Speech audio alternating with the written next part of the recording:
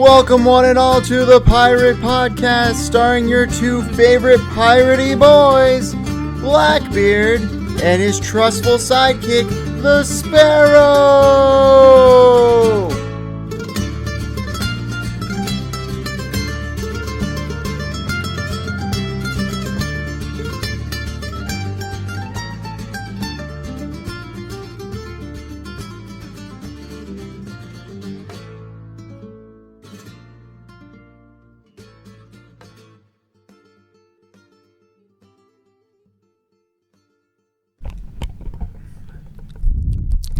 Oh my god.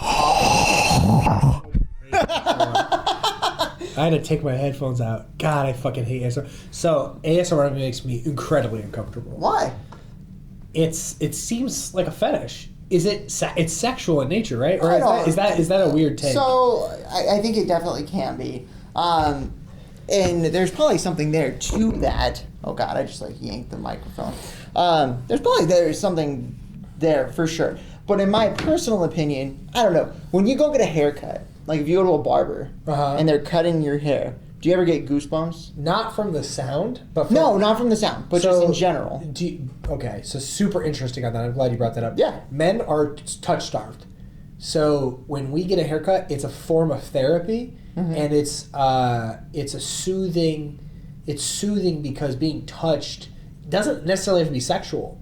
Sometimes being touched is just therapeutic because it's correct. It's stimulating, in monkeys will groom each other, and it doesn't have to be. From my understanding, at least, monkeys don't have to be. They can be different genders. They're just helping each other. It makes you feel like you're part of a community. Same reason people get massages. Right. So my point being hold on. Would you prefer a guy massage or a woman massage? Of course, a woman massage. Can I tell you? I would prefer. Well, it depends. Guys are stronger.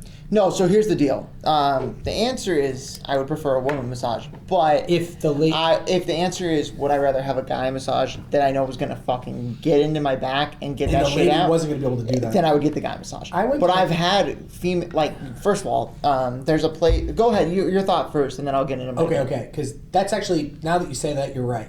When I went to Mexico, it was really nice because they would do mail order massages. So they'd send massages to you wherever your Airbnb or hotel you're renting. That's dope. And so I rented an Airbnb once in Mexico, and it was really nice. They'd show up. It was I think after tip, and I really tipped really well. I think $80 That's per awesome. person, and it was I think it was $60. It was $40 on the massage, $20 to show up at your house, and then I tipped an additional $20 for just on top of that. And it was really nice, but I'm going to be 100% honest with you. The only reason that massage was amazing was because I was literally out on the ocean in the back, and you could hear the waves. And it was one of the most ecstasy moments of my life. It felt incredible. But the massage itself was pretty mid. It was mid. But I've gone here and paid the $80 I show up, and that's not including tip massages. State cost, and they really get in there. They always ask me, do you want a massage that feels good or a therapeutic massage? And I always say therapeutic, because in my opinion, that massage feels better. Correct. Exactly. So it's funny that you say that. There's a place by my house, and it's been over a year since I've gone, but there's a reflexology place that I go to. First of all, look for reflexology places. Yeah, I know I've heard about this. It's basically a massage, but they're not licensed. Correct. So what it is it's these. Let's just be honest here. It's a bunch of Asian people that runs a massage place. That's their culture. Correct. That's just is what it is. But I had this, and the reason I haven't been in a while is because there was this older lady. She was legitimately probably in her late 60s, early 70s. And she had the strongest fucking hands I've ever seen in my life. Just ripped forearms. And so she would Donkey Kong forearms. So for $25. Okay. $25 and then a tip. So I normally give her $40. But for $25, what? Yeah, total. She would give a massage from the neck, shoulders, back, legs, and feet. And she uses this special menthol that just makes you tingle. Is it Tiger Balm? I don't know exactly what it was. They call it the menthol. And so, but I'm telling you, dude, her hands were so strong, and I would go in, and because my neck and my shoulders are messed up. You've got big traps though. That's for wrestling. And I've hurt but I've hurt myself over the years as well. Sure. And so she'll just get in there, dude, and she just makes me like Play-Doh. The next day, I'm like sore from how strong she is, but all my muscles feel awesome. Wow. Have you ever heard that like we store toxins in our muscles? Absolutely. When we get massages, it drains it. Sometimes we could get sick for a little bit because it's I haven't experienced that, but I've heard of that. I don't know how real that is. I don't know how real that is. Is that pseudoscience or is that legitimate? I do think that what I personally think, I don't know how accurate that is at all, but I do know that like what I think happens is when you get like a massage and because obviously you do store tension in your muscles. Humans and dogs, I've heard, are the only two one of the only two species that store tension in their body. Interesting. I wonder why. We're probably the most stressed. I think it has to do with sentience. It could be. I think dogs are like some dogs, like my dog, she knows when she looks in the mirror what she is. She's not scared of it. And she will go in the mirror, watch herself, and watch us through the reflection. So she's not making direct eye contact with us. And we move, she gets up. Oh, dude, it's so funny. I have cameras in my house, right? Uh-huh. And I watch my dog all day long. Yeah. And you do, and it's the cutest thing. Yeah, and so, like, that dude is such a people person. First thing, he moves all over the house. He does his thing. He plays with the cat. He just has a good day all by himself. And he's not, and Your dog is a Chad. He used to be kennel trained. Uh-huh. He still technically is, because like when my parents watched him, they put him in the kennel. But now that he's over a year old, he just is a good dog. He's also bell trained, so that like when he has to use the bathroom, we have bells hanging on our sliding glass door. He just goes up and rings it, and then he looks at you. Are those dog bells? Yeah, there's like a specific bell, like a string of bells that is on the sliding glass door, and he goes up and takes his paw and rings it. Wow, that's so lit. And the only problem with it is he knows that means he wants to go out back. So there's definitely times where like he'll see a fucking bird out there and go up and ring it, and you're like, oh, you gotta use the bathroom. You open the sliding glass door, and he realizes the bird's gone. He's like, I'm over it. I want back in. That's so funny. That's so funny. Dogs are so smart. I mean, did you see like the Neil deGrasse Tyson episode where he's got the border collie and they have 1,000 stuffed animals, and the border collie has been trained the 1,000 stuffed animals' names. And what they did was they wanted to do a cognition test on the dog to see if it's just memorization or if there's actual thought that goes into it. They added an Einstein plushie. And they said, find Einstein. We're not trained on Einstein. Dog fucking goes, spends a half hour. That's longer than he's ever done before. He's like, what the fuck is this guy talking about? Comes back like really sad, like I fucked up. Dog truly looks like it dropped the ball. Took the L. They tried again. Dog comes back. And the first time he played with the Einstein dog, but he deliberated way too much. Second time he's like, and you can tell the dog is anxious. Picks up the Einstein doll, brings it back. Process of elimination. Literally, legitimately used process. It changed the way scientists looked at dogs. It literally showed that there's high-level reasoning and cognition that goes into the way dogs think.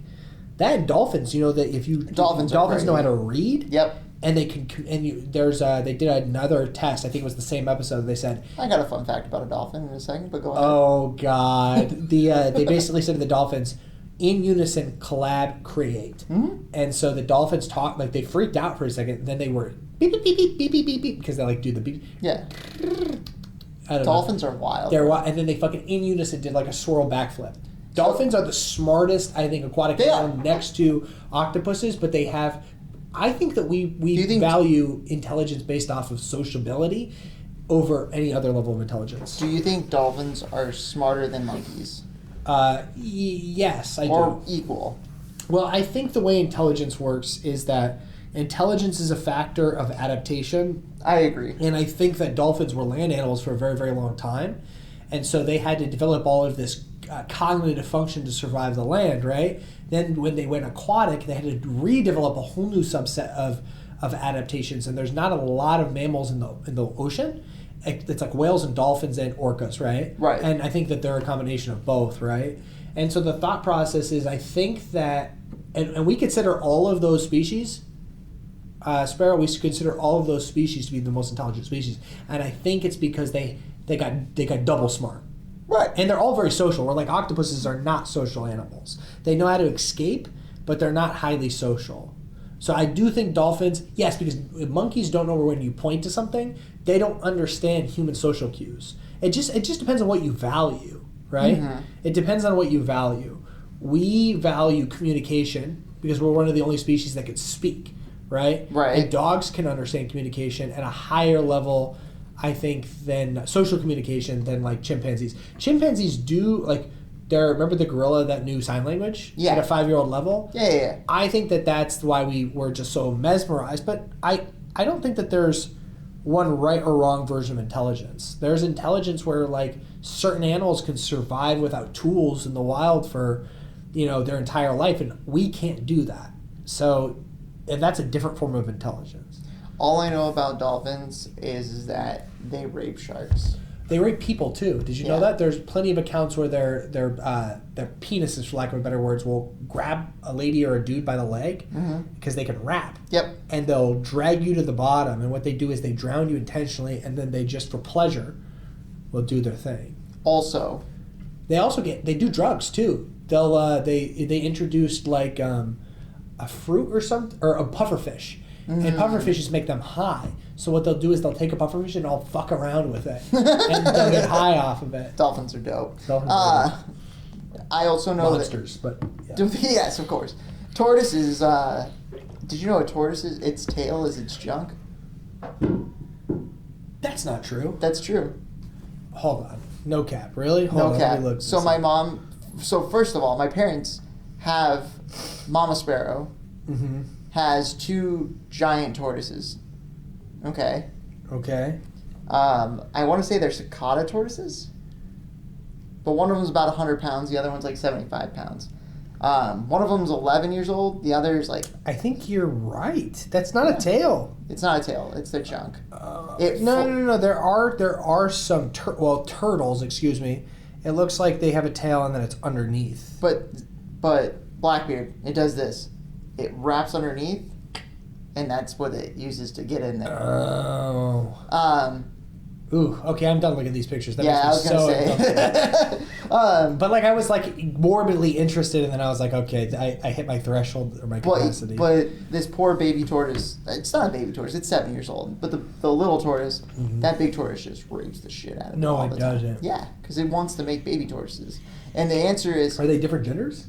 Yeah, one's male, one's female. And the female, is, for the first time ever, just laid eggs. You know how rare that is? No. Tortoises in nature, it's very rare. And tortoises in captivity, it's even rarer. Yeah, it's incredibly rare. And I know it's rare because their evolutionary trait is that semen in a female tortoise can last a decade before the lady tortoise can lay eggs. Like if she ovulates, that semen is still like good to go. Interesting. You didn't know that? No, I didn't. Yeah, it's incredibly rare. From what we saw, it's once or twice a year she could potentially lay more eggs. Just potentially doesn't mean that it happens. But all the eggs, they're idiots. So she laid all her eggs. It's hilarious. You know those little sand pit things that are the tortoises? Yeah. It's got the shell that comes off, and you normally fill it with sand. My mom uses that as a water dish, and she laid all of those eggs in there, and they all just died because they were all underwater. Wow. But also, I would worry about in Arizona with snakes. To be honest with you, I don't know. I've never seen a snake in their backyard. They have a huge backyard. Do they? Yeah, they got an acre property. That's nice. Yeah, so. Yeah, I think out here it's weird because everyone prioritizes the size of house and not yard. And where I'm initially from in upstate, it's in the East Coast. Everyone prioritizes yard over house. So I think it's because here, no grass, no trees, no forest. Here, people, all the houses are built so much right on top of each other now. Like if you go look at any new house development, bro, it's awful because they're literally their backyards and stuff, or the distance between houses is like the size of this room. I think it's the legal limit. Yeah. Yeah, I think because they want to first of all, Arizona is the #1 growing place in the United States. Yep, I know that. And so they're trying to shove as many houses in as possible.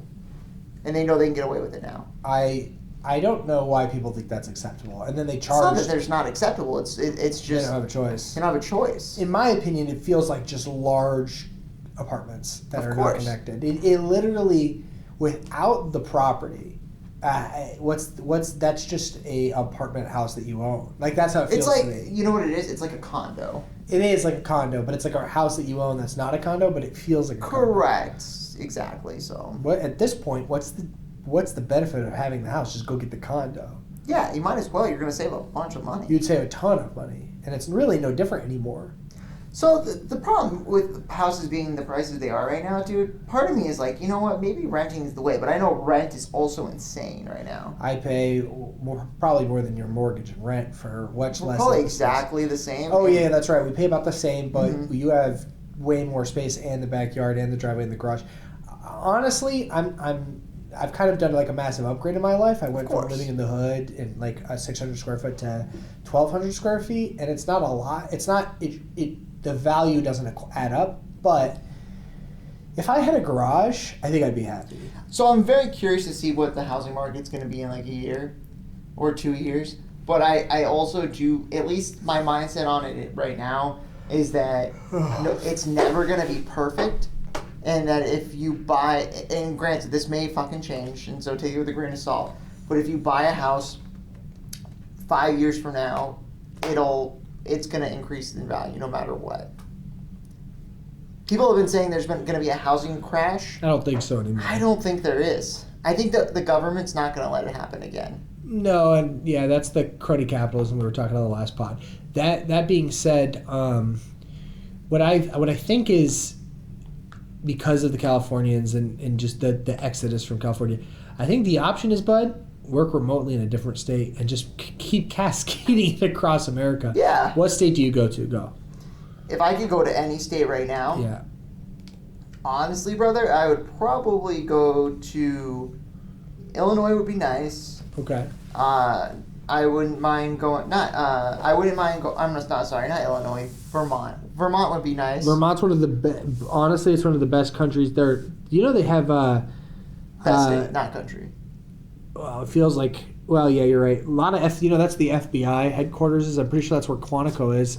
Anywhere in New England, brother, would be my number one choice. I'm from New England. I can tell you the weather is atrocious. But if you're going to do it in New England, you need to have that true country aesthetic. There is nothing that beats that vibe. Nothing comes close out here. The weather being atrocious though. It will require manual labor for you to get your car out of your driveway. That's fine. I don't care. You say that, but I do mean. So here's the thing. No. I'm the weirdo, and I really enjoy like doing yard projects. So there's a difference between enjoying. I'm the same way. I like to do maintenance and take care of where I live. Right. Mm-hmm. There's a difference of being able to do it when you want to and doing it when you have to. And sometimes there's days you just don't fucking want to, and you absolutely have to. And okay, so there's more to it. The roads are more dangerous. Okay. If you get icicles that on your roof, sometimes you have to get a ladder and fucking break them off, just so your roof doesn't start to pull or rip. Pipes will break, burst. That's the only thing that would freak me out because I am not a plumber. But I had a buddy that lived in Flagstaff, and it's not the same. No, I know, but hear me out. I have a buddy that lived in Flagstaff, and I always enjoy driving in the snow. I like driving where. Different level of snow. Isn't it more intense? You got to think like where I'm from is on the edge of Canada. But you were in New York. Vermont is even more north, sir. And here's is the thing. It though? I would do it. Yes, it is. Are you sure? Look it up. Yeah, Maine. It's right below Maine. It goes Vermont, New Hampshire, Maine. Keep talking though. So, anyways, but Vermont's the right answer if you want to live on the East Coast because the population's low. I wouldn't mind Massachusetts either, but the problem with it is it's so compact. You can conceal carry legally. I don't think you need a permit at all in Vermont. I like that. I think that basically is the definition of freedom. The crime rate in Vermont is incredibly low, one of the lowest in the country. It's affordable to live there if you own the house, but the property and the house is incredibly expensive. Houses is more than out here. So it's like a nice place to retire if you get rich. Does that make sense? Yeah. But what part of New York were you from? Upstate New York. I'm not going to say specifically no, where, that's fine. But upstate New York is it's really nice and really beautiful. One of the most beautiful places in the country. Rural suburban New York is really nice.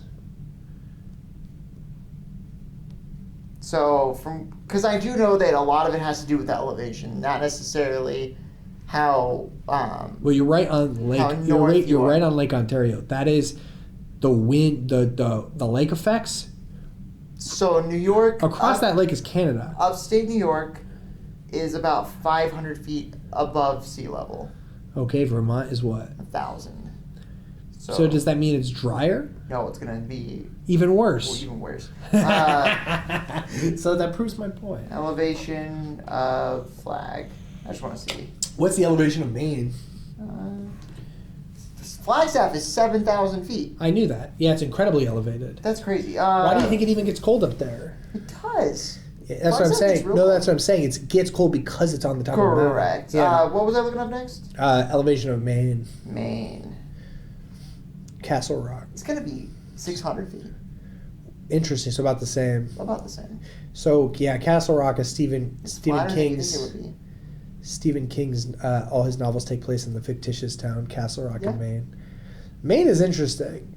I personally, I think it would be interesting to visit. I don't think I could do it. I just couldn't do it. But it's funny because I would live in Washington in a heartbeat, but.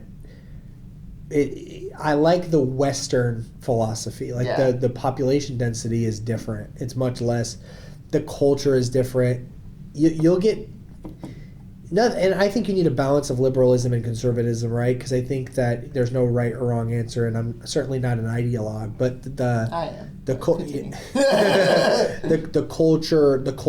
density in the New England areas, even in the rural areas, you'll get a lot of liberals. And it just... Yeah, I mean, I do think we're getting to a point in the United States where everything's potting together a little bit. And I think that's what's creating the culture war. Yeah. Well, I also think, and tell me if I'm wrong... The internet is also the communication I'm bridge. so fascinated. I had a theory. I'll run it by you, but I want you to finish your thought first. No, that's how I'm done. So I have a theory that, people obviously from California and people from all these... very liberal cities are moving to right-wing states, right? So I'm very curious. You think they'll flip? I'm curious if they're going to. Not right now, but I'm saying, what if 10 years from now, would it make potentially... You're saying a boomerang. I'm saying, what if potentially, a ton of people from California move to Texas, and then all the Texas people go... Because Texas is dying right now. I don't know if you know this or not, but what's happening is the prices of land in Texas is skyrocketing. Texas used to be some of the cheapest housing market in the state that you could buy. In the country. Or in the country. Yeah.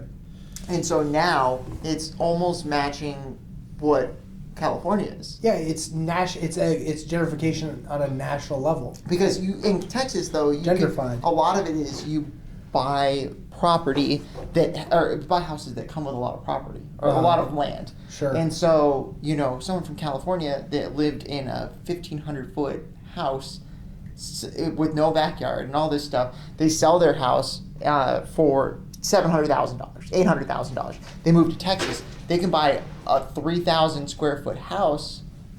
It used to be they could buy a 3,000 square foot house with a backyard, like a full acre backyard, for 200,000. I know, and the house was old. It was built in the 80s, where the construction was built super solid, and it wasn't one of these quick s'more houses. Also, totally pivoting for no absolute reason. Did you know in England and stuff, or in Germany and all these other places in the world, all their walls are a foot and a half thick? Yes, 100%. And they're made of all brick. Yes, I know exactly what you're talking about, and especially because Arizona is one of the fastest growing states. I feel like our houses are just made of paper. They are made of paper. They're fucking shit. They're literally made of wood and paper, and they almost have no insulation in them. It's just... Yeah, there's no insulation because it's quick. They want to try to get it done as quick as possible and as cheap as possible. But... No, I mean, it's just crazy. We'll see what happens, but I'm curious if when a lot of those people from California move to Texas, eventually... I don't think so. Those people from Texas are going to go, you know what, or if you're going to get someone that's homegrown that goes, look, guys, this isn't fucking working. Like in California, this isn't fucking working. I'm going to be the exception, and all the people are going to go, right, we went too far. And then it pivots. You think it's like it's a time bomb, I don't think it'll ever happen to California, but I'm curious on like Colorado. But you saw what happened to Arizona. The exodus from California to Arizona increased all the prices without accommodating for the job market. It's made our life a little bit harder, right? Absolutely. And on top of that, the surge in housing is astronomical. It's not really affordable to live here anymore. And we're lucky because we're not quite at the margin, but we're close where it could have catastrophically ruined our lives, but we're safe, right? I think it's funny because John Oliver said it. Like John Oliver had a video that was about the housing market and buying and how it's kind of ridiculous and everything. And in the video, he straight up just was like, if you're under the age of 30, you could just not watch this video because it's not. You're never going to buy a house. It's just not going to. Well, happen. Correct. Yeah, the American dream is crumbling, and it's not. It's not because people are trying. It's because capitalism, you have to let it be an ecosystem. You have to let big business fail. You have to let. Correct. You have to not tax businesses so that they could thrive and basically but people are like, oh, we need to tax businesses because they don't need all that extra money. And the thought process is this. I'm a little different on you on that situation, but I know what your philosophy is, and I'd like you to share so that everyone else can hear. But I don't want to really argue it because I think that you have a lot of good points too. But my thought process is, if someone were to say no one needs more than $1 billion, then you're basically limiting. Oh, I'm not even talking about that. Okay. Well, what type of businesses you're going to get, right? And the thought process is the billionaires, what they do is they go and spend that money on creating more businesses. They don't just hoard that wealth. A lot of them do, though. Well, but they'll invest back in the economy so they could keep making more money. If they were spending that $1 billion, I would say absolutely. Elon Musk has all of his investments tied up in Tesla, and Tesla works for that company, and he is basically investing in his own business, and he pays about 50% of that in taxes. Buddy. Elon Musk, he's a great example. All the real, true, top tier. I'm not saying I'm a fan of him. No. All the top tier billionaires, Jeff Bezos, Elon Musk, their liquid cash is almost nothing. I know that. Their salary is almost nothing. I know that. All they're paid, it is in stock. It's in assets, or it's all in stock. It's in liquid assets. So what happens is Elon Musk, whenever he needs money, he goes and sells a share of stock. I know that, but you're right. What is that stock? It's Tesla or but who benefits from that? By the associates at Tesla. Correct, but the economy. It just depends though, because at the time, if he has $60 billion in shares of stock, he's not going to sell that $60 billion. No. Like it's sitting there, doing nothing. Basically untaxable. I understand that. Yeah, but the way I look at it is this, right? His tax options do expire. He legally, by law, eventually has to pull those taxes. Correct. He eventually pays 50% to the government. And the thought process is this. You can't discount the fact that him investing in Tesla makes that business thrive. When that business thrives, does he end up getting more money on a percentage basis? Yes. But that being said, that money improves the business, makes it stronger, gets more people jobs. Those people make money off of Tesla and then re-put that money back into the economy. That's all I'm saying. It does help the people who do work for Tesla. It gives more American jobs, and those people in turn are able to replenish the economy versus take away from the economy. So it's funny because I don't know how much you've seen lately, but I just watched a couple of videos on this, and so I'm glad we can get into it. And I love doing this. This is interesting. So right now, I think obviously, I'm a little bit more right-leaning when it comes to financial aspects than you. That's fine. And my whole thing is I want everyone to pay their equal share. 100%. Because I'm going to tell you right now, I'm gonna give you my point. I'm gonna sound like the biggest leftist person here, and then I'm the one that goes, and I don't think anybody should have any social benefits. That's fair. So for the one, I'm gonna sound very to the left here.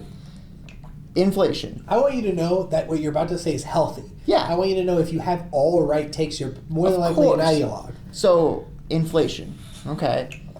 Inflation is a byproduct of predatory loans. So there's a lot of inflation going on right now. But right now they're discussing a loan economy. A lot of the news organizations are talking about the reason we need to lay off a bunch of people is because they're saying that employees, essentially, there needs to be demand one of two ways. Okay? When there's a demand for employees and there's not enough people to fill it, that's when the businesses thrive. When there's a demand for employees and there's not enough need to fill it? When there's a demand for employees but not enough, where there's plenty of people. Oh, okay. There's so if more people than the business needs. If I work for Coca-Cola and I have one position available and I have 87 people, you're going to get the best possible candidate. Correct. So the business will thrive because it has the highest talent and it can pay less. Correct. Yeah. And so when the demand for the business that's when the United States thrives. So right now, what we were being in a situation of, what you kind of actually want there to be a healthy amount of unemployment. Okay? That makes sense, but then how do you handle that? So, and here's the thing. You want a certain percentage of people to be on. This is what the news is coming across. Not necessarily what I believe, but this is what they're coming across. Okay, this is what they're saying. They're saying... Also, I don't trust the news at all. They need to lay off a bunch of people because right now, the people had all the power, and that's why all these people started making... that's why people that work at In-N-Out Burger now make $20-something an hour because they said, I don't have to work here. I can go do something else. Sure. And the business didn't have the power to push people away or accept it. They said, we just need people to work. We'll take whoever. When that goes up, that's when all the demand for pricing goes up. Well, that's what causes a lot of inflation. I think that creates short-term benefit for the economy, but not long-term benefit, and I'll tell you why after. So, but my point being is that's what a lot of right-leaning people are saying is causing the issue. That's why we need to cause layoffs, so that there's actually a more pool of people that needs jobs, so they can bring the price of the employee down. I think that's short-term gain. Well, it makes sense in a sense. No, I'm tracking. But I will tell you this: 30% of inflation. They're not talking about the human element though. They're only talking numbers. Correct. The thing is when you create an economy that kills businesses for bad business models, what that does is that creates apex predators with good business models. It rewards good business models where they can pay a livable wage, and on top of that, when people are unwilling to work for shitty jobs, they create new jobs, and that's the creative element, right? Right. They want everyone to have this mindset. That's the thing. But the thought process in the long run, if you go through enough suffering, hard times create strong men, and strong men create good times. Correct. The thought process is they want an expedient answer for a problem, and they're looking at it through the lens of math. And maybe that's me being a little bit left-leaning. I think in the long run, you want companies to fail, and so that you can basically, because if the dinosaurs didn't fail, we wouldn't be here. You know what I mean? Like more intelligent species sentience would have never evolved. What I'm saying is you have to let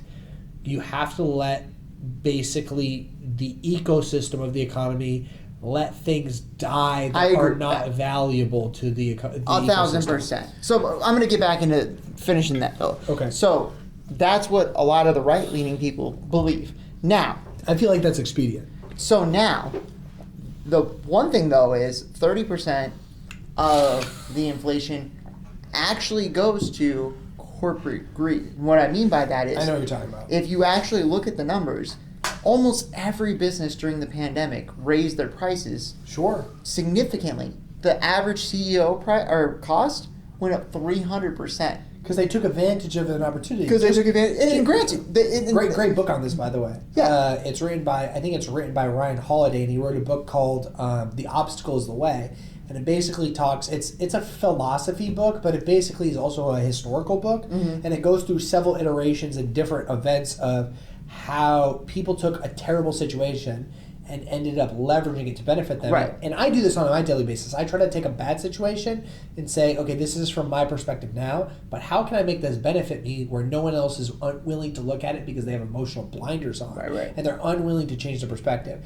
But like the Rockefellers during the Great Depression, they ended up being the richest people in the world, right? Because they looked at the Great Depression as an opportunity, not as a slump. They looked at it as a buff, not a nerf.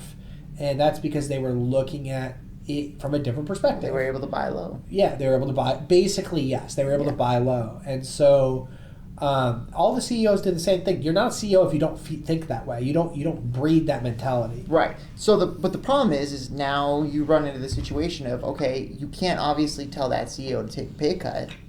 Why not? You can't.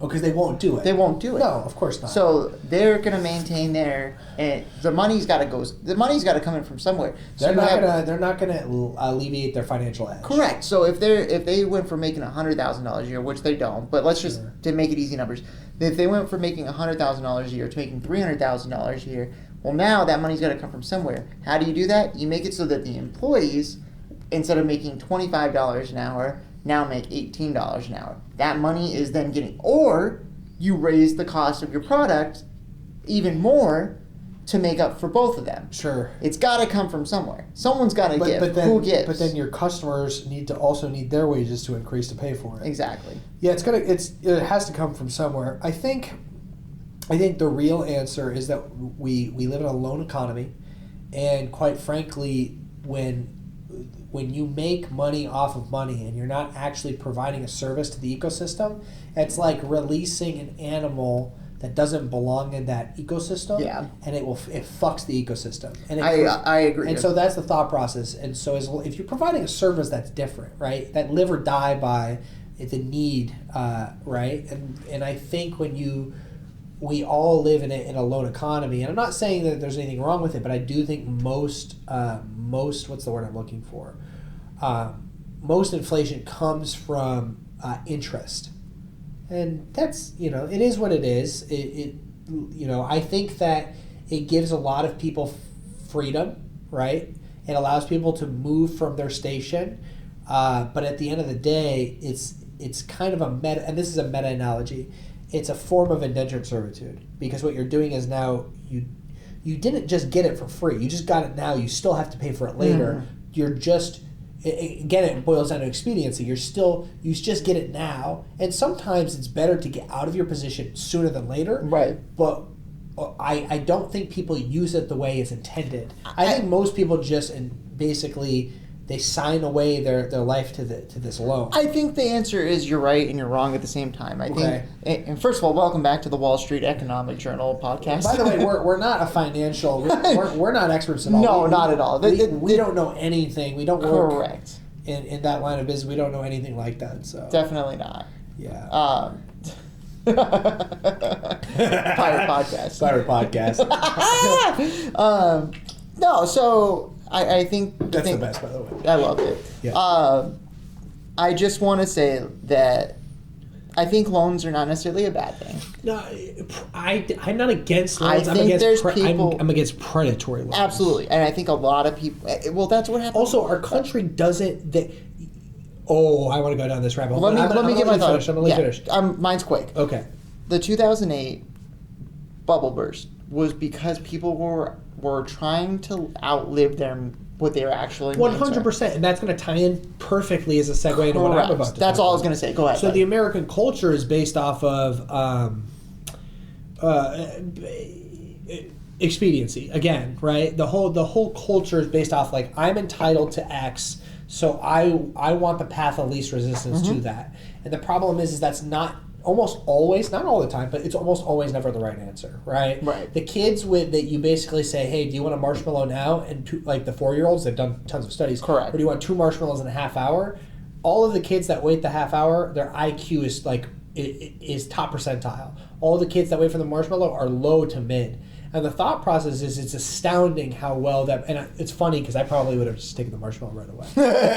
but that's true. It's very true. They have like the bell curve of IQ. It's like they end up being like in the top 1/3. They end up being Mensa. I did take that test, but it wasn't with marshmallows. It was with M&Ms, and I definitely waited. You waited? Yeah. No, I wouldn't have waited. But and maybe that I was fat. I wanted more. So, but that's true intelligence. It's not about your weight. It's you understood. It's a little bit of weight. But anyways, Go ahead. It is intelligence. It is time. You are intelligent, right? I try.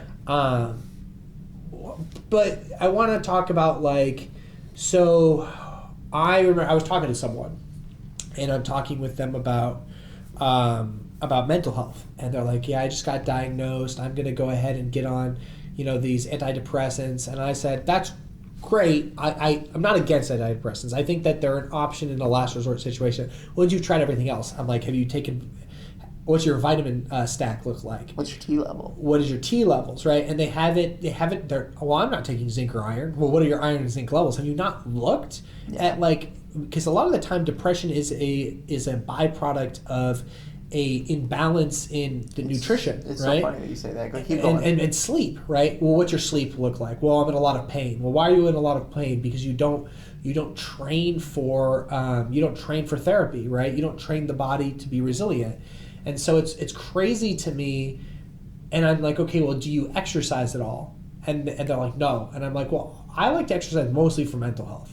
I don't even necessarily need to exercise to gain muscle mass.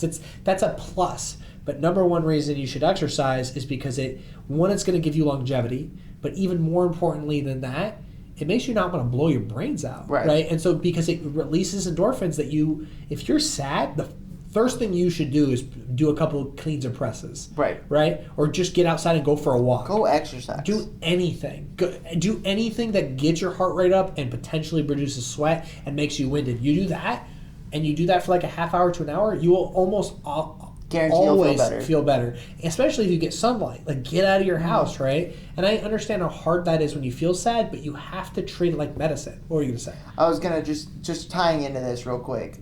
Jim Carrey actually said it best, and you're gonna love this. This is a quote. This is a quote directly from him. Okay. I believe depression is legitimate, but I also believe that if you don't exercise, eat nutritious food, get sunlight, get enough sleep, consume positive material, surround yourself with support, then you aren't even giving yourself a fighting chance. You're not even trying, right? Yeah. And what the fuck, why is it we're so malignant as a society that we don't even address our basic needs? And so this person says, well, I don't have time to exercise. But then they'll continue the conversation with all of the television shows. Hold on. Then they'll go straight into all of the television shows that they're watching. And I'm like, okay, you don't have to do any of the things I'm saying. But if you're saying that you're being diagnosed with depression and you're going to take a very low antidepressant and you haven't even tried to get any of those things right, I think that that's unwise because now you're rewiring your brain that it doesn't have to work for any of this and it's just going to get worse. And that's the expedient answer. Now, the person that's tried all of this and they truly have a chemical imbalance, you need antidepressants. On God, 100%. For real, no cap. Sheesh. That being said, the same thing with weight loss. Yeah. And so but the same thing is like if you are unwilling to try to fast, which is very healthy, by the way. I believe so. Yes. If you're not trying, if you don't allow yourself to go through a fast, you don't allow yourself nice. If you don't try to count your calories because your body is a machine. Correct. You don't want to put in shitty gasoline, right? It's not even that you're putting in shitty gasoline, brother. It's your body's a car. You only burn so much fuel in a day. Right. It depends on you're flooding your engine. Depends what you're doing. No. Here's the thing. If you are excessively taking in, that was me stuttering for sure. Yeah. Excessively. I don't even notice it, by the way. I know. When you stutter, I don't notice it until you tell me. I know. Excessively taking in more fuel than you're burning. My brain just honestly erases it. I understand. Yeah. Taking more fuel than you're burning, you're just storing gas containers in the back seat, and you're going to get heavier and heavier. And it's going to make your engine have to work harder. Not even right, exactly. And then that's what leads to engine failure down the road. Correct. And you know what's interesting? When we live in a society where this is great, we live in a society instead of seeing a mental health professional on why I need to eat, why I need to feel good. Because you know what they're going to tell you? Everything I just said. Absolutely. Right? And then antidepressants if necessary. But I would rather you take an antidepressant before you get weight loss surgery. That's just my professional opinion. 1,000%. I think that if you are eating to mask your emotions, and that's what it is, right? Mm-hmm. If it's compulsory, and I have ADHD, I have compulsory issues. I'll spend $300 every month and a half, and I'm like, why the fuck did I do that? That was so stupid. You know what I mean? I didn't need that Warhammer. Of course you did. But I feel compelled, and it's like an anxiety thing. Also, look out for this Warhammer set being on the Pirate Podcast. I'm gonna get some paint again, but the Blackbeard's painting sesh. We're gonna come up with a dope. Yeah. But basically the thought process is Blackbeard's helm. I don't know, but the that's you just lost me for a second and keep going. But the thought process is again, it's expedience, right? Yeah. And people will greenlight all of this stuff, and people want the easiest answer possible. They don't want to put it in the work. And here's the thing: I am the same way with certain stuff. There are things that I want right away, but I'm logical with myself. I'm like, well, you have to do the hard work, and it's like getting money when you win the lottery, and you didn't earn that money. Most of those people that win the lottery that were fucking broke. First of all, broke people buy lottery tickets, right? But because it's a it's gambling, right? Because they want the instant answer. They want the instant answer. The problem is they mostly end up running out and going back to their trailer parks. It's happened time and time again. There are a few that make it through, but really, what all that is the state saying we're going to make all this money and from the lottery system, and then we just know you're going to blow it back on the state, so we're just going to earn all this money back, and we give the illusion that people, because you got to think, you take the person from the trailer park that buys the ticket. You can't take the trailer park out of the person. You can't take the trailer park out of the person, but the thing is they'll go to the casino, they'll blow hundreds of thousands, they'll go buy all these cars. It's all going to go straight back to the economy.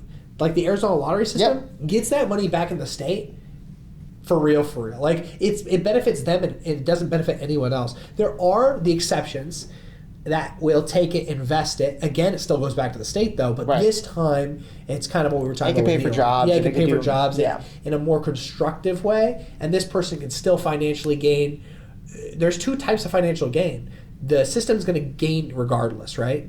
You might as well have a positive gain on the economy, and simultaneously, you could still reap the rewards of that. Of course. Remember I told you that the economy is based off a loan system? Yep. It should be based off an investment system, but we don't learn about investments for school. And investing is just not culturally. Well, with Robinhood, they started to do it, but then remember the GameStop thing? They cock-blocked it. They're like, you're not allowed to invest in GameStop. And that just is crony capitalism all over again, because Robinhood's, it's not really Robinhood. They're fucking holding the hand of the king. They're manipulating how it works. Yeah, correct. And that's vile. And that's why Robinhood took a huge hit. Yeah. Did we talk about Biden rerunning? I think we did. I think just a little bit. Go ahead. That's going to be interesting, though. Oh, I am so upset about it. Just when he was asked, it was absolutely ludicrous. His response. He's a fucking senior citizen. He's the average life expectancy of. He has the average life expectancy of an adult male in the United States. I think it's a waspy, aristocratic slap in the face. Because basically what you're implying... Do you think he even wants to run again, or do you think they just told him, sir, you're going to have to run again? I genuinely think that the guy is an egomaniac. He was when he was sentient. I was going to say, can you be an egomaniac when you don't even know what's going on, though? Yeah, that's what makes you the best puppet. Have you heard... But by the way, people with the highest ego are the best, easiest to manipulate, because all you got to do is lead them with their ego. Have you ever seen the videos though where they're like the Secret Service are like, okay, sir, you're gonna turn left here. Yes, I've seen that. I genuinely don't. Okay. I would love to see fresh faces, but I think I had a conversation about this the other day. I think that the reason that we have older politicians, obviously it's indicative of a decaying civilization, but the real answer is this.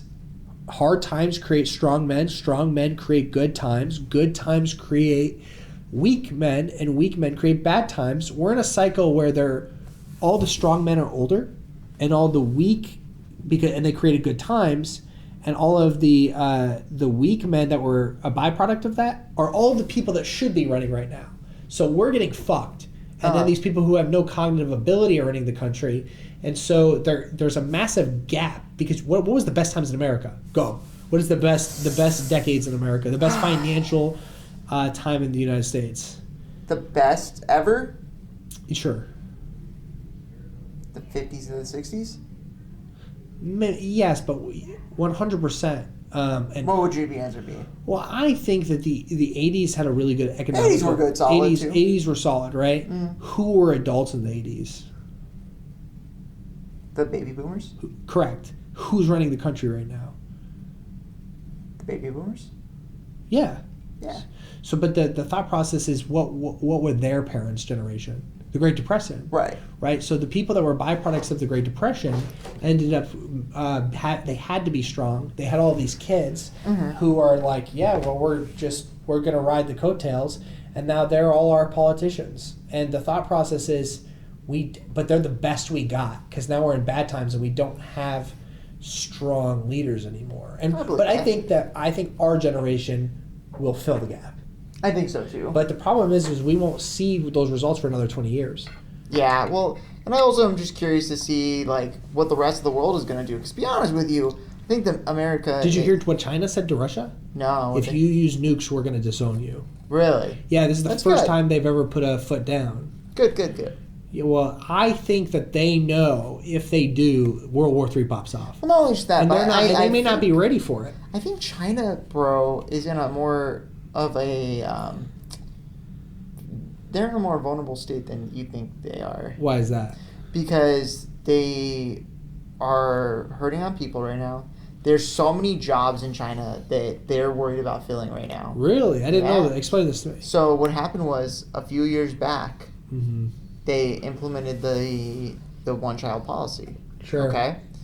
Well, and on top of that, they said, okay, well, you can only have one girl, if anything. Oh, I know where you're going with So this. there's like 5 men for every one girl in That's a China. massive problem. That's a huge problem. And then you also have a lot of people in the States that are, let's be honest. We're outnumbered by women too, by the way. No. Not as much. No, they're outnumbered by men. By a lot. 2 women. United States, there's more women than men. That's what I'm saying. Yeah. So, but my point being is... Oh, there's less... Okay. Yeah. Never mind. In China, a lot of the United States men are now going to Eastern countries and finding women that are more... what's the word I'm looking for? Obedient. Docile. More trad-wise. Correct. They're looking for trad-wise. Correct. Yeah. And so that's also an issue. I don't think it's a huge issue, but it's part of It it. is part of it. It's part of it. It makes it worse. It exacerbates an already inflamed situation. So China figured out that, not necessarily currently, but 15, 20 years from now, that their workforce is going to be cut in like Implode. half. So LMFAO, fam. correct. And so they are like, well, shit, we have an issue because none of these guys are going to reproduce. That's going to cause even more issue down the line. Right. Because there's not enough women to produce. And so they're trying to figure their shit out. I already told you that, I think on maybe the first podcast, that they're trying to implement actual capitalistic things into their space. Really? Because they've also learned, so in China, the housing market, you don't buy your house. You buy the number of years that you can own that property for. And there's also massive industrial complexes full of apartments that they haven't filled yet. Correct. They overanalyze the capacity. Well, exactly. And on top of that, they built it dirt cheap. And so all these people are like, I'm not going to live there. I'm going to go. So, and on top of all of that, by having such a socialistic standard of living, all these people that actually have money in China are going other places. They're saying, fuck that, I'm out. Well, they can have more autonomy. They can take their $4 billion they have.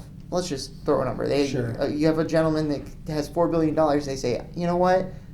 I'm not going to do it. If you're going to tax me that high, I could just go move to Dubai and live my life. I don't need to make more money. Right. I don't need this money to be here. That's part of the appeal to Dubai, because Dubai already ran out of oil a long time ago. And the thing is, it's interesting in Dubai, because Dubai, they basically said no one ever has to pay taxes because we have oil. But they're running out, but the thought process doesn't matter anymore. They have so many goddamn billionaires there, it just replenishes the economy now. Well, on top of that, I mean, Saudi Arabia in general, I think, has more secret money than anybody will ever know. I already told you. Yeah, no, you're 100% correct. I think they have.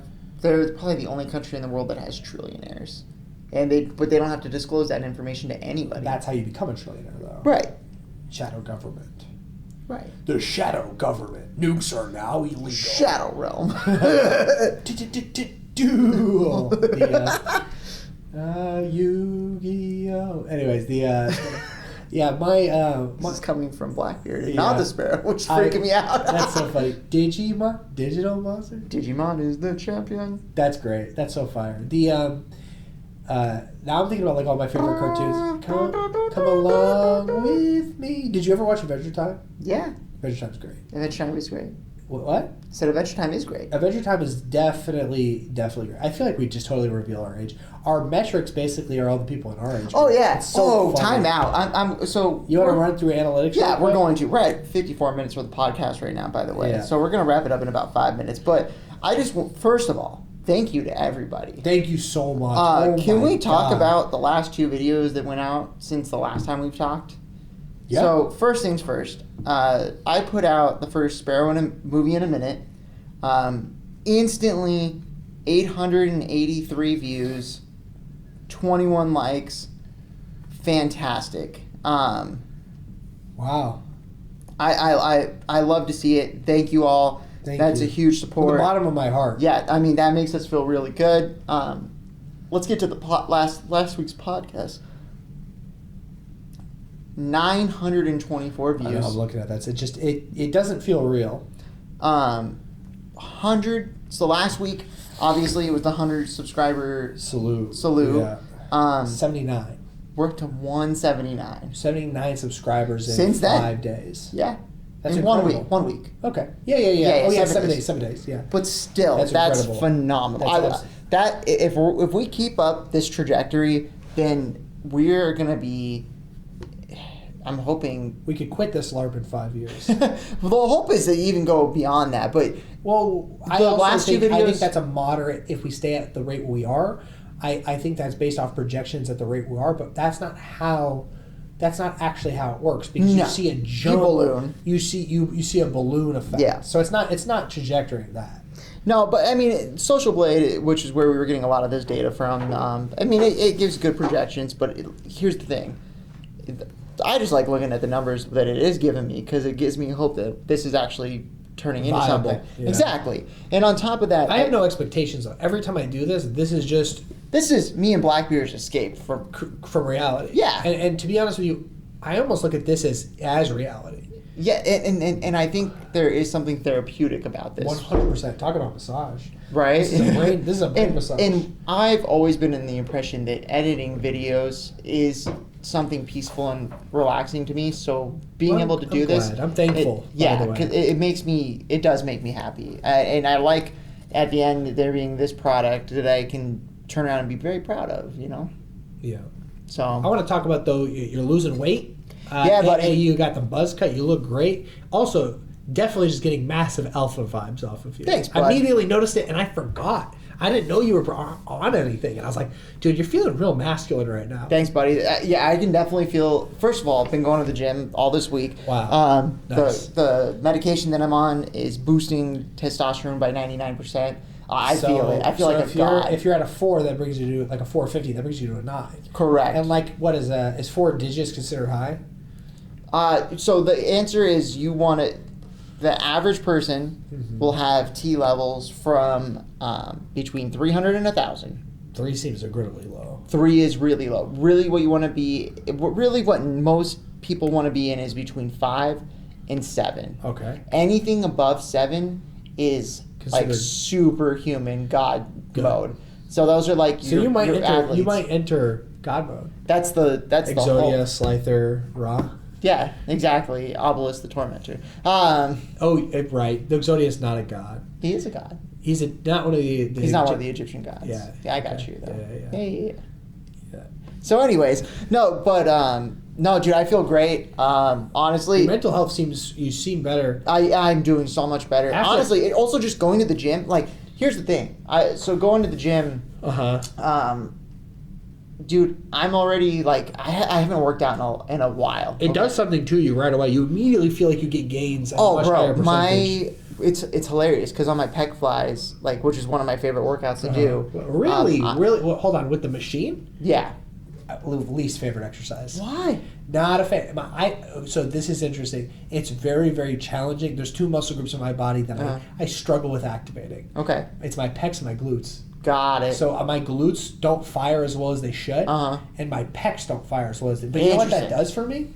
It makes my fucking quads and my my hamstrings really big, and it makes my bis and tris really big because I overcompensate. So pec flies is one of my favorite workouts. My pecs are big, but they're just not. They don't fire well. So 140 was like my PR back in the day on For pec flies. Yeah. I don't know if that's good or not. It's pretty good. Is it? So like on a machine. Oh, you know what? I think yeah, it is good because 120 is kind of where I wasn't trying to ever push myself on pec flies because I didn't give a shit about them. But I think like 120 for me is like I'll stop there. Correct. So I normally would go down. So like anytime I would get back into working out, I would start at like back it up 90 to 100. What's your bench press? My bench press this week, I benched 175. Okay, that's good getting back into it. Dude, I'm telling you right now, that's phenomenal for me. I've never been a strong You're not bench. a big my PR, and neither have I. Everyone's going to laugh at these numbers. Yeah, but for me, my PR was like 220 maximum in my peak shape because I'm just not a bench guy. I'm not a bench guy. I would rather pump out repetition. The problem is, and even to do with my chest, it has to do with I've always got a bum shoulder. And twice when I've tried to push it, I've torn something in that shoulder. My recommendation too is if you need to basically get your ligaments to be elastic, and you could do that by warming them up. So what I've been told is do push-up jumps until and then what that does is that trains the body for the mind muscle connection, and that also extends the ligaments. So when you do go for a PR, I'll do it, dude. I'll do it as hard as I can. And then I'll rest for a couple minutes. And then I'll do one more, and then I'll do it, and I'll do the arch back. I'll plant my toes. I'll pinch my shoulders together. I'll get right hand posture. I'll get my breath right, and I'll fucking go explode, and then I fucking explode. So no, so normally what happens is Lamb of God, by the way, is the music that I listen to for PRs. Phenomenal. Yeah, great. 21-1, I'm locking those eyes. Me down with a lightning. Normally I do elliptical to warm up. Get the arms. I love the elliptical. Getting the arms one moving. of the best warm-ups. I'll do a full-on stretch. Get everything nice and loose. Half-hour stretch? Yeah, just solid stretch. Get everything nice and loose. And then I would go straight into the bench. Yeah, and don't get me wrong, I like benching. Are you going to the gym or are you doing your home gym? No, I signed up for the gym. But you spent all this money on a home gym. I know, but it's hot. It's a garage gym, so right now it's at 100 That's degrees. understandable. Yeah. Do you think that if you go to the physical gym, at least on the days you don't want to go, you have the home gym? Correct. So the good news is this. Here's what I've noticed with the home gym versus going to the actual gym. Home gym's fantastic. It's a little bit harder to keep that motivation going. And Because the granted, TV's right there. it's not even just that. So here's the deal. If I take some pre-workout and I'm at home, I can convince myself I just don't want to do it. Or I'll go out there. Really, with the pre-workout. Right. I'll go out there, spend like 10 minutes, and I'll be like, you know what? I'm just not feeling it. However, going to an actual gym, I take the pre-workout, I go to the gym, It activates. I walk in and I go, I'm already here. I'm just going to give it my all, no matter what, even if I'm not feeling it, which... That is the superpower of having a gym membership. Correct. On top of that, the medicine I'm on, I have not felt this. It's only been a week, granted, but I have not had the, I don't want to work out. I have the, let's get this fucking go. Let's get after Like, it. I'm telling you, I'm pumped. That's great. And so, but yeah, so bench was 175, and that was me taking it easy. Like, honestly, I started at 100. I was like, I'm just going to do 100. That's like my first weekend. And I'm like, oh, that felt like nothing. Build the strength so you're not putting unnecessary detriment on your body. Correct. Then I was like, okay, 150. It's like, damn, this is really. Good. And then 175 was like, that felt pretty good. But honestly, bro, I can tell you that my muscle, like, it's going to be crazy to see where we're at a month from now. Because I can feel like my strength is instantly if you start increased. getting like jacked, it's going to inspire me, not because of envy or jealousy, but it's just like I want to respect my peers, right? Yeah. And I respect the shit out of you. So if you start getting chiseled, I'm like, I got to up my game, right? Because like you are the 6 people you hang around. Of course. And if you're getting strong, it's going to make me want to go through beast mode. I love it. Because you inspire me, and I want you to be that avatar of change for me. That's always good to have. Absolutely. And that's how I look at competition. I don't look at competition in a negative way. I only look at it in a positive way. Because it's really just you versus you, but other people are the benchmark. That's how I look at it. But outside of that, what about how's your mood? Dude, Does it flip? so I would say I think this is also just... This is normal, by the way. Yeah, I think I will say this. I think that having higher T levels just kind of makes you a little bit more moodier. Sure. It's not even like I'm moodier. It's just I just don't want to deal with as much bullshit, which is a very alpha thing to say. Correct. Just you know what? I don't fucking want to deal with that. You just don't. Do you think it's because like when you're low T, you have more capacity to like, you're just less resistant and more passive to things? I think so. I think when you have higher T, you're just like, this is not something that I need to deal with. Like, and you're able to be your own advocate and stand up to bullshit. I agree with you 100%. I know exactly what you're talking about. So I want you to know the stuff that I'm taking though. You can buy the generic over the counter. You can go. You? Yeah, it's called clomiphene. Send it to me. I'll send it to Text you. it to me. But yeah, it looks like it's about 50 cents a pill. That's not bad. No, I do on it memory and focus, and that thing is fucking extraordinarily expensive. But I just suck Joe Rogan's dick, so I like on it. I'm literally doing my on it. So it sounds like it'd be $15 for a 30-day supply. How much? Wait, hold on. I just ADHD spaced 50 on cents a pill. Yeah. One pill. If you take a full pill a day, which is I only take a quarter of a pill a day. Okay, so if you take a full pill a day, then $15. that's not bad at all. No, I don't think that sounds bad at all. I wonder if do you have to cycle off of it? How does that work? No, I think it naturally just increases. Oh, it's natural test production. Yeah. So it's not. It's not test. It's not test. It makes you increase your test. Wow, that's fucking fire. Wow, that's super cool. Well, Sparrow, I think it's been a pleasure. What are you doing this weekend for wrap-up? So tonight a couple things. Tonight going to watch the Suns game. Okay, fire. So when I get home, gonna clean up a little bit, watch the Suns game. Hopefully we don't get more disciplined on it. Yeah. Wow. 100%. I'm going to go to the gym today. That's lit, bro. Thanks, buddy. I'm going to do all that. I am going to go see the new Guardians of the Galaxy movie tonight. So I hear it's better than 2, but not better than 1. I believe that. So my goal is to do a Sparrows movie in a minute. Fire. And have that out. So the goal is to get this episode also... I'm going to try to fire a podcast with Dread Pirate. Please. I'm going to try to get this episode out tonight. And then I'm trying to get that movie in a minute out tomorrow. Okay, cool. Yeah, and then whatever you guys give me for tomorrow potentially, I would also like to have that out this weekend as well. Of course, absolutely. I'll try to get that to you as soon as possible. That being said, I'm going to just do jiu-jitsu. I'm going to try. I got to get some more arrows, try to shoot the bow, but at the end of the day, try to get some more Warhammer painted. I think I'm going to go up to the garage and do some sparring tonight. Nice. That's pretty much it for me, but this week has been a lot better than last week. I think so, Last week was fucking just awful, and I think at the end of the day, if you just if you just understand that LARP is everyone else's god, but you're agnostic to the LARP, and you understand that it's live, laugh, LARP, and that nothing is real. And correct. It's all make. Here's the thing: I'm not telling you to take the red pill.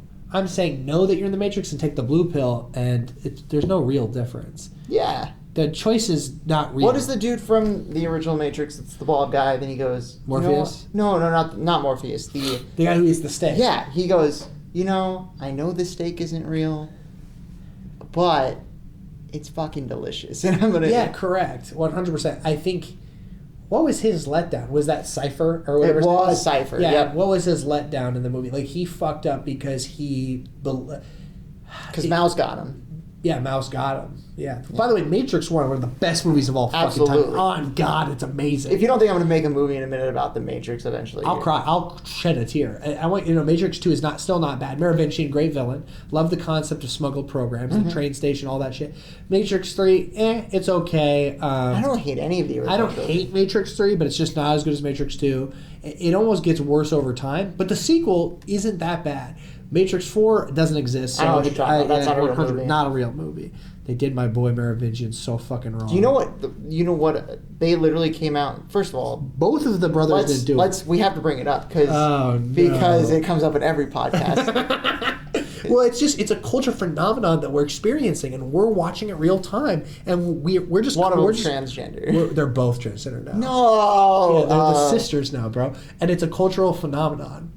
And so all we are doing is social commentators on the cultural phenomenon and it's just so fucking fascinating to me. It's awful. It's what is it? The Wachowskis? sisters. Ugh. But anyways, when they were brothers, they made phenomenal movies. That's Yeah. all I have to say. So no, I would go 1, 2, 3 No, in but that both order. of them didn't make that movie. Only one of them did. The Got other it. said, I don't have any more to add to the story. And that should have been the sign that if they're not both on board, they're going to fuck it up. No, Warner Brothers. There's a rumor that they purposely fucked it up because they didn't want to make it, and Warner Brothers just threw a shit ton of money at them and said, "Just do it anyways." Wow, really? On that note, all right, well, let's wrap it up, buddy. This was a great pod. This is a great pod. Let's everyone, if you can, thank you so much. Let's see where we're at. If we got to 180 or not. No, we're at 179 the last time I checked. I hope we're at 180. Let's see real quick before we call it a day. 180 on the dot. Hell yeah! Thank you, everyone. Like, comment, subscribe. Email us at piratepodcastchannel@gmail.com. and thank you so fucking much, everyone. Yes, hopefully next week will be 250. That's the goal. PP boys out. PP boys out. Yeah. Yeah. Later.